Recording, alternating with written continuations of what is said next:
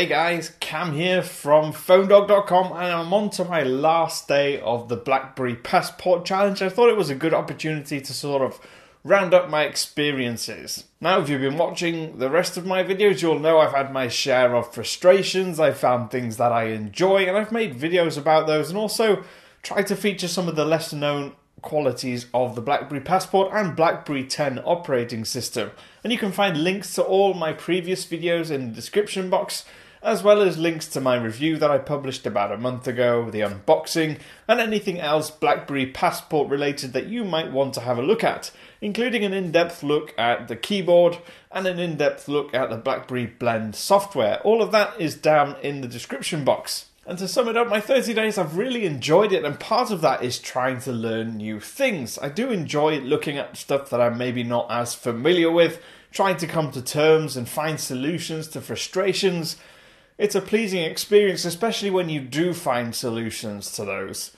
Whether it be trying to find great apps or trying to find a working version of Instagram, which I managed to do thanks to one of my followers on Twitter. And also my job, I think, as a phone reviewer is to have a good knowledge of all the operating systems, not just focusing on Android and iOS because they're the most popular ones, but getting to grips with stuff that perhaps people don't know as much about. So I hope you've enjoyed that look. If you're not familiar with BlackBerry, at least you've seen it, and maybe you've still decided you don't like it, you prefer your Android phone or iPhone anyway, and that's fine, because in all honesty, so do I. But another part to what I've really enjoyed about the challenge is getting to know the user interface. I've really enjoyed the gestures that BlackBerry 10 has in it to swipe up and away from screens or get into my hub to read notifications or manage my emails.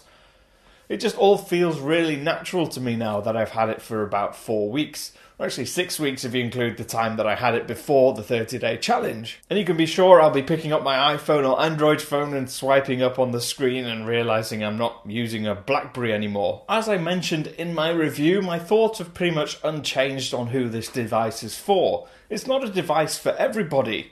And even myself, I don't think I could have it as a single daily driver phone without having anything else to fall back on, because I use Hangouts and I use iMessage and I rely on iCloud a lot for syncing things between my phone, my tablet, my computer. But I could quite happily have it as a work phone, and in fact, if I did have a personal device and a work device for managing emails, then the BlackBerry Passport right now would probably be my first choice for that. I love typing on the keyboard, and I wouldn't want to respond to professional emails in any other way. And yes, there are great software tools like SwiftKey for both iOS and Android.